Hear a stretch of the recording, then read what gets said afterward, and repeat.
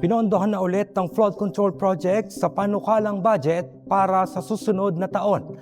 Yan ang inilahad ng Department of Budget and Management o DBM sa isinagawang programa dito sa Kamara para sa turnover ng 2027 National Expenditure Program o NEP na nagkakahalaga ng 7.2 trillion pesos. Ayon kay Kim De Leon, ang tumatayong kalihim ng DBM, naglaan ng ahensya ng mahigit 107 billion pesos para sa flood control projects.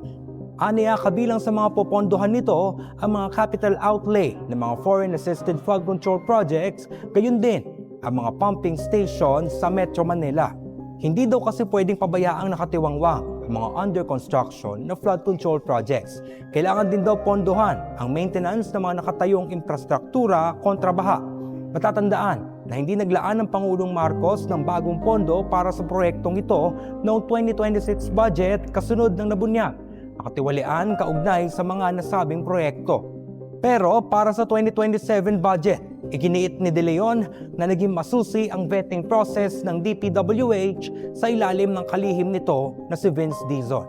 Pangalawa ang DPWH sa may pinakamalaking budget na nakalaan sa NEP na nagkakahalaga ng mahigit 600 bilyong piso.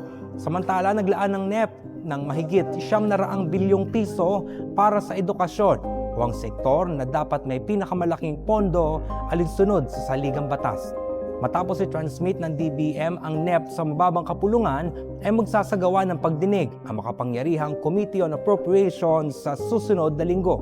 Matatandaan na ang dating Ako Bicol Party List Representative Zaldico ang dating chairman ng komiting ito. Nagbitiw si Ko matapos madawit sa flood control scandal at itinuturing ng pugante ngayon ng Sandigan Bayan. At yan ang pinakauling kaganapan mula rito sa House of Representatives. Ako, si John Eric Mendoza, nag-uulat para sa Inquirer.